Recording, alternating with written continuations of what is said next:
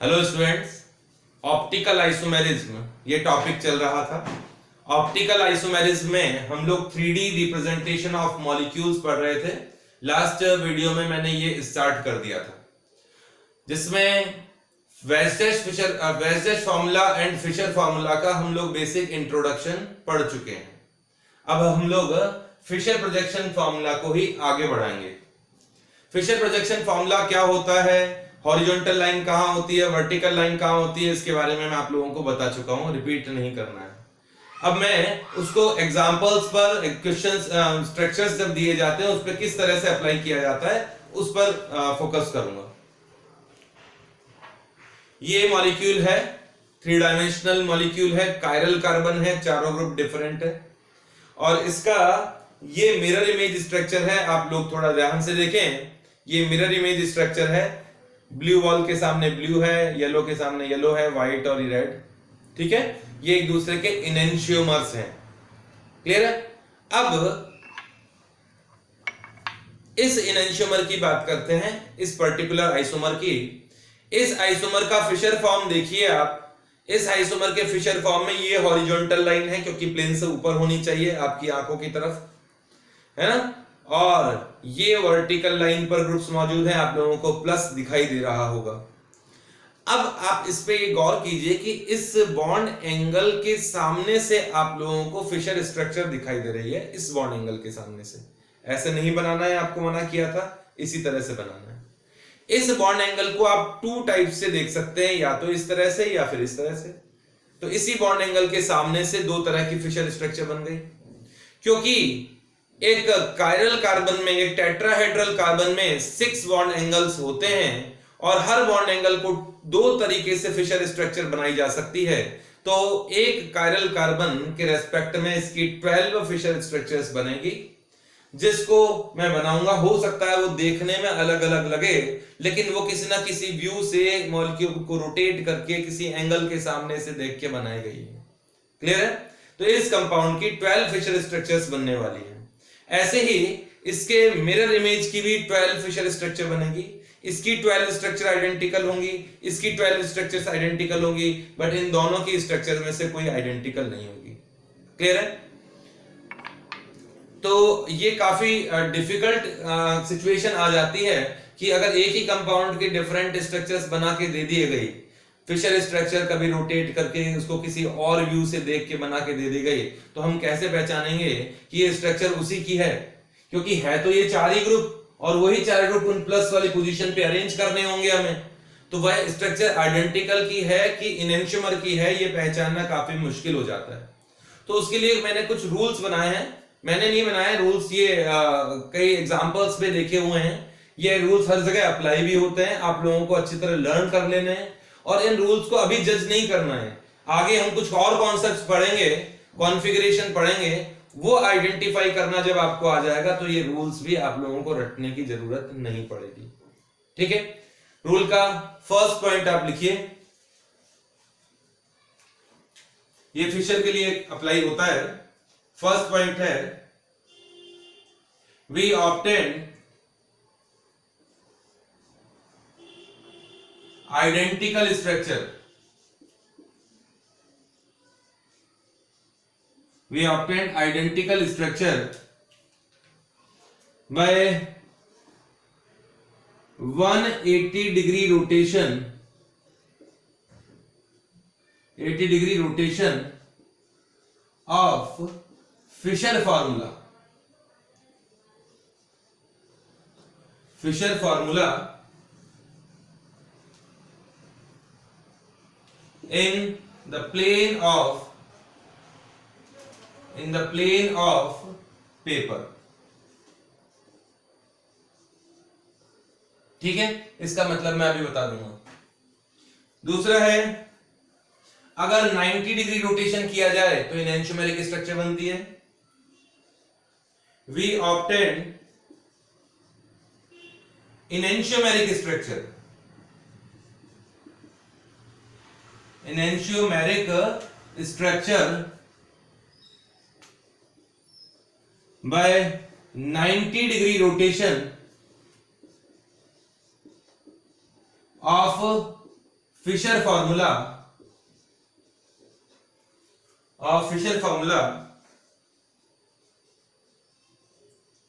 in the plane of paper। ये 4 points में लिखवाऊंगा, अभी 2 पॉइंट ही पढ़े हम लोगों ने, पहले इन दोनों पॉइंट्स को समझ लें। आपके सामने फिशर फॉर्मूला बना के दूंगा, कॉपी पे बना होगा पेपर पे।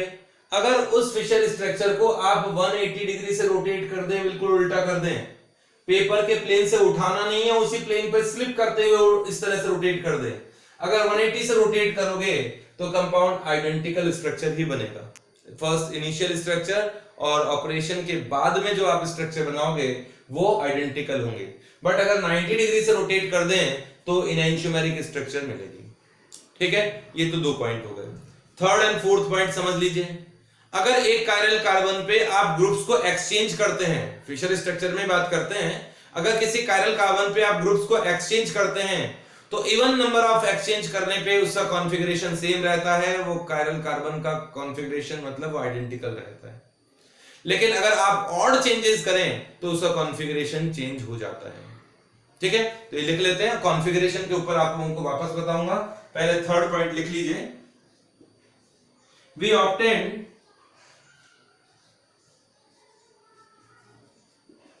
identical configuration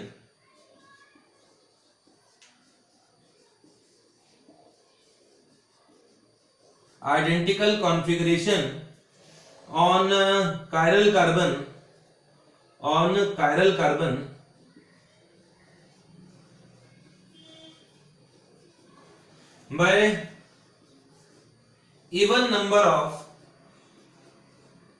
even number of simultaneous exchanges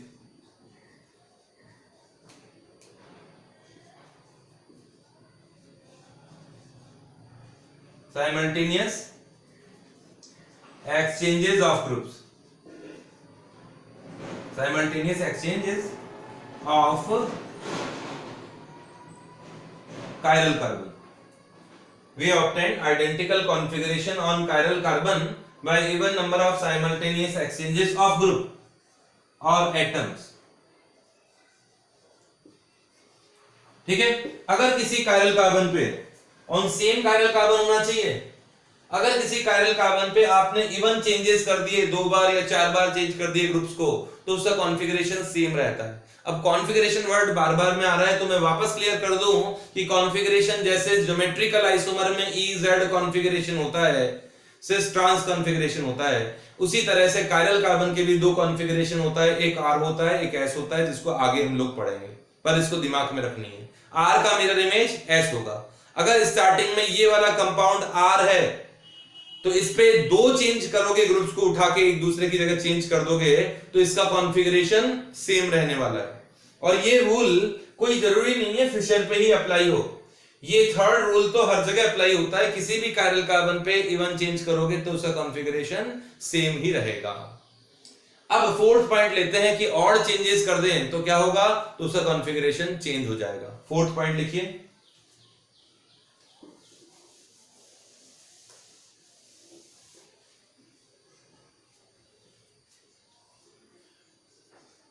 we get inversion of configuration, inversion in configuration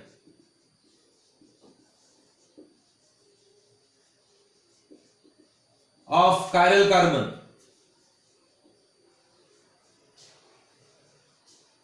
by odd number of simultaneous exchanges, odd number of simultaneous exchanges of groups on same chiral carbon, same chiral carbon। अगर किसी chiral carbon पर आप odd changes कर दोगे तो उसका configuration change होने वाला है, मतलब वो R होगा तो ऑड चेंजेस करने के बाद उसका कॉन्फ़िगरेशन S हो जाएगा। ठीक है, ये कुछ पॉइंट्स मैंने फिशर के लिए पढ़ाए हैं, इनको अप्लाई करते हैं। किस तरह से अप्लाई करना है, इन 4 रूल को दिमाग में बिठा लीजिए और जो एग्जांपल मैं दे रहा हूं केवल इनको देखते हुए वो रूल का उसका आंसर दीजिएगा, ठीक है।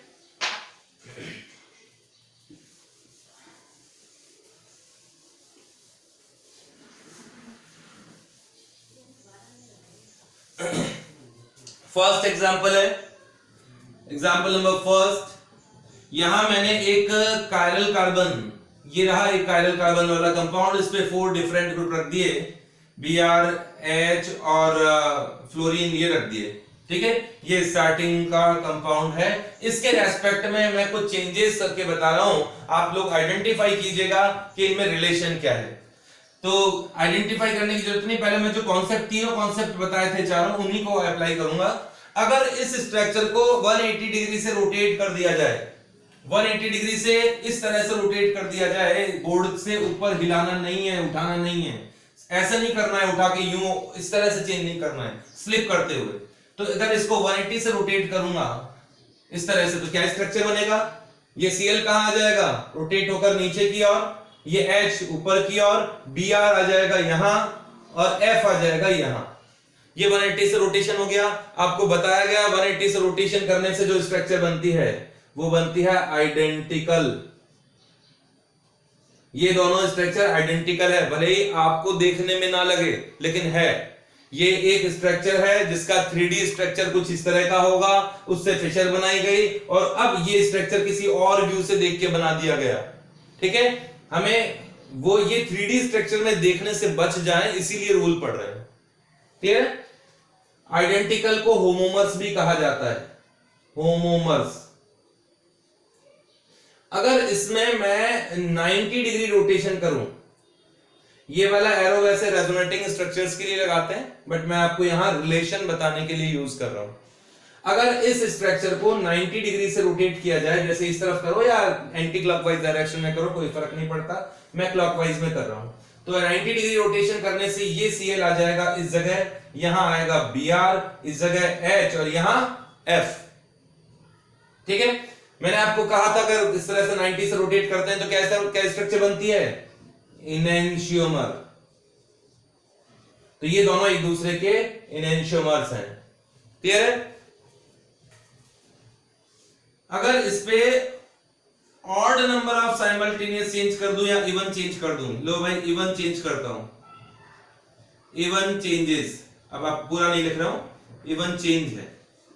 अगर इस पर इवन चेंज कर दिए जाए तो इवन चेंज आपको बता देता हूं। मैंने यहां ब्रोमीन और क्लोरीन को चेंज किया, यहां ब्रोमीन हो गया, यहां क्लोरीन हो गया, और फ्लोरीन और H को चेंज किया तो यहां फ्लोरीन हो गया, यहां H हो गया, या इसके अलावा और कोई चेंज भी कर सकते हो किसी भी तरह का, इसी कार्बन पे रहने चाहिए ये आइटम्स, ठीक है।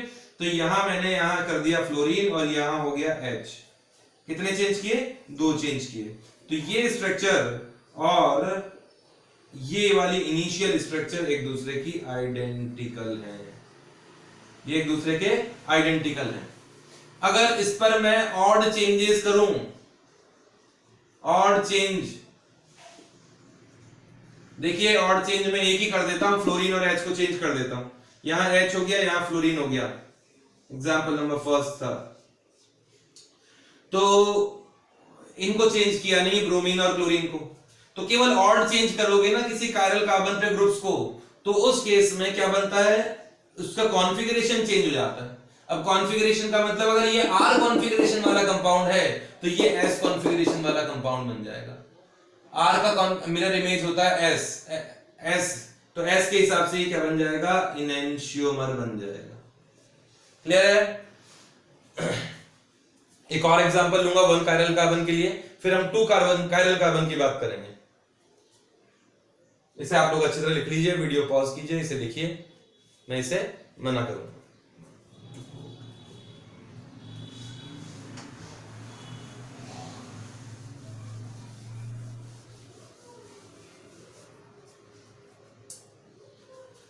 एग्जाम्पल नंबर 2,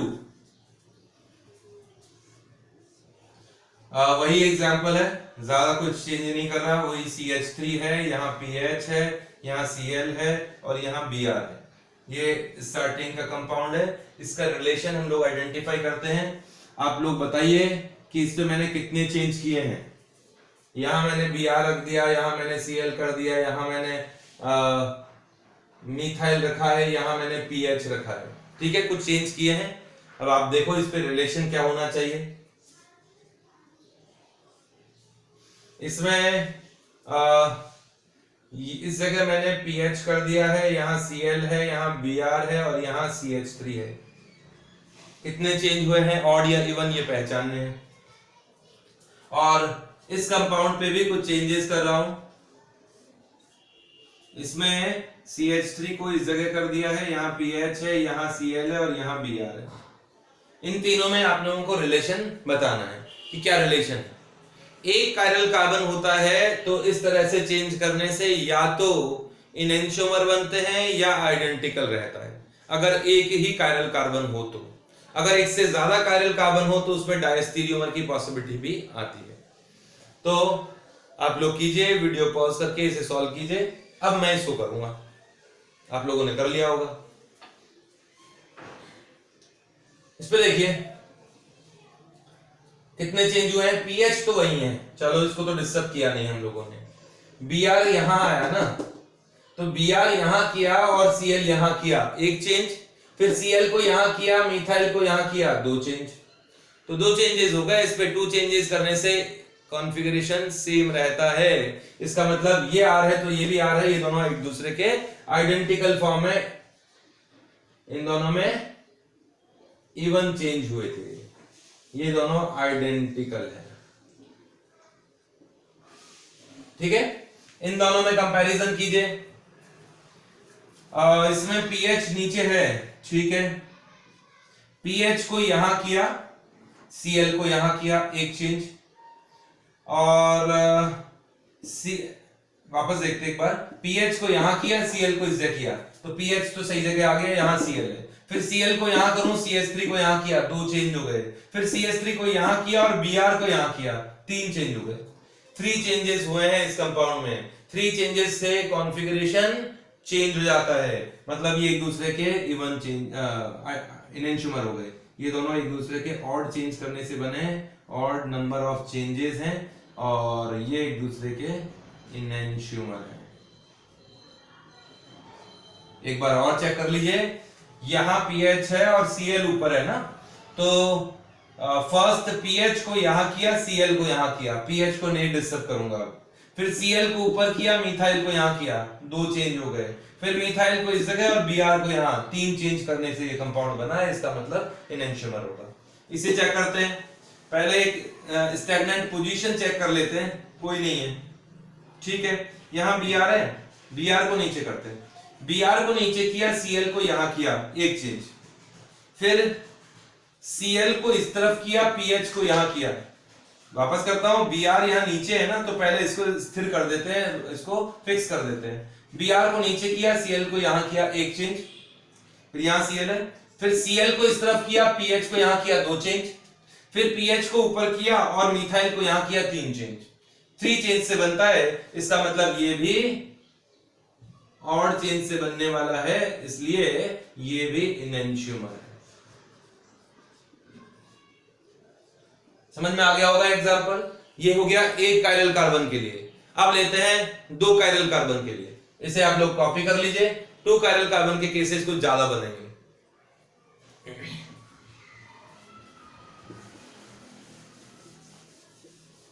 एग्जाम्पल नंबर 3, इसे मिटा देता हूं।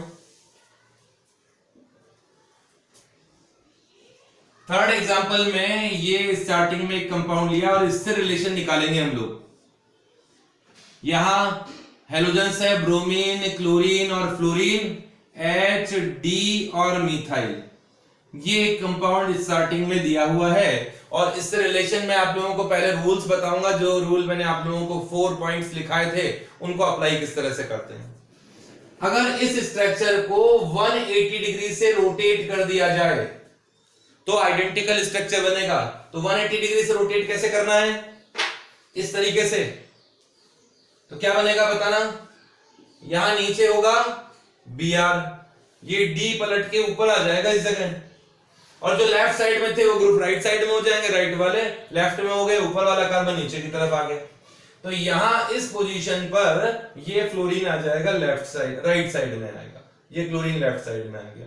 मिथाइल यहां है, ऊपर वाले कार्बन पे चला गया रोटेट होकर यहां, और ये राइट साइड से लेफ्ट पे पहुंच जाएगा। इस तरह से हुआ। ये दोनों आइडेंटिकल कंपाउंड्स हैं, ये दोनों आइडेंटिकल मतलब होमोमर्स हैं। ये किसी एंगल से मॉलिक्यूल को मोड़ तोड़ के घुमा फिरा के बनाया गया है, लेकिन फिशर रूल के अकॉर्डिंग बनाया गया है, इसलिए ये आइडेंटिकल है। अच्छा, इसमें ऐसा करते हैं 90 रोटेशन करते हैं। वैसे जनरल ट्रेडिशन ये है कि अगर 2 कायरल कार्बन या उससे ज्यादा कायरल कार्बन है तो हम लोग जो लाइन बनाते हैं वर्टिकल लाइन पे ज्यादातर ग्रुप रखते हैं, इस तरह से नहीं करते हैं।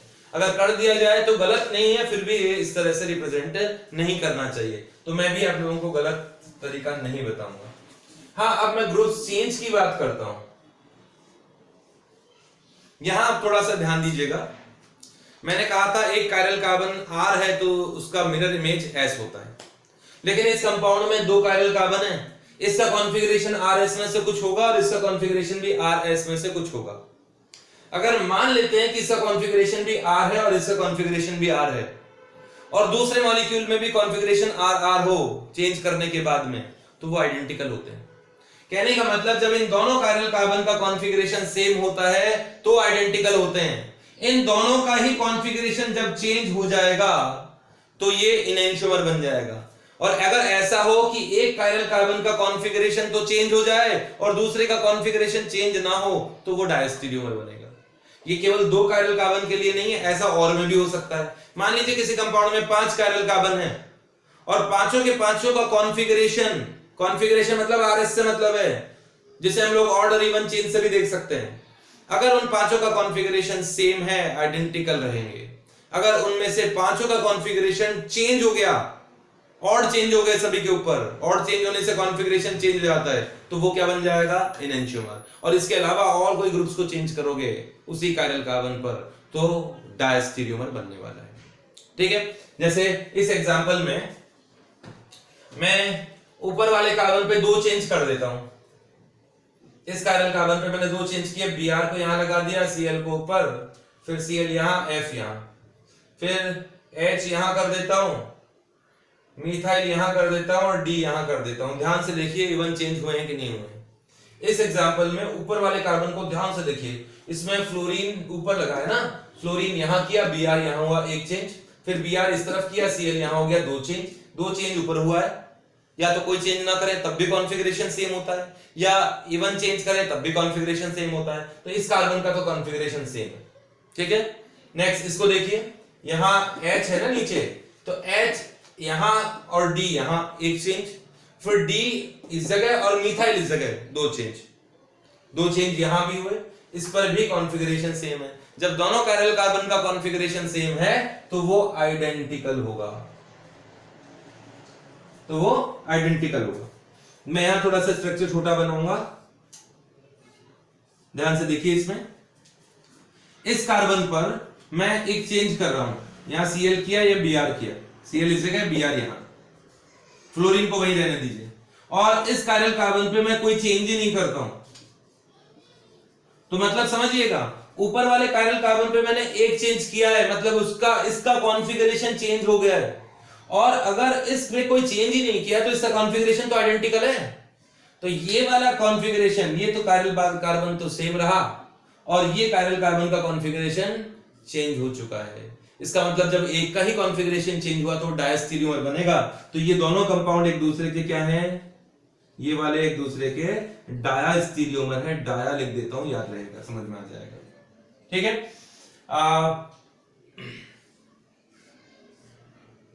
इस कार्बन पर एक चेंज करता हूं, इस कार्बन पे भी एक चेंज करता हूं। इस कार्बन पर एक चेंज किया, यहां Cl हो गया, यहां Br हो गया, और यहां फ्लोरीन ही रहा, एक ही चेंज किया। यहां D कर दिया, यहां H किया, यहां मिथाइल ही रहा। तो मिथाइल वहीं पड़ा है, फ्लोरीन भी वहीं पड़ा है ना। केवल Cl और Br को चेंज किया था, एक चेंज यहां हो गया, इसका कॉन्फ़िगरेशन चेंज हो चुका है। और एक चेंज यहां किया तो इसका भी कॉन्फ़िगरेशन चेंज हो चुका है। जब दोनों का ही कॉन्फ़िगरेशन चेंज हो चुका है तो इनएंशियोमर हो गया, तो ये इनएंशियोमर हो जाते हैं। क्लियर है? अब आप खुद पहचानिए क्या हुआ है। अगर मैंने ड्यूटीरियम को यहां रख दिया, मिथाइल यहां किया, H यहां किया, फ्लोरीन को इस जगह किया, Br इस जगह और Cl इस जगह, आइडेंटिफाई कीजिए किस तरह का रिलेशन होगा।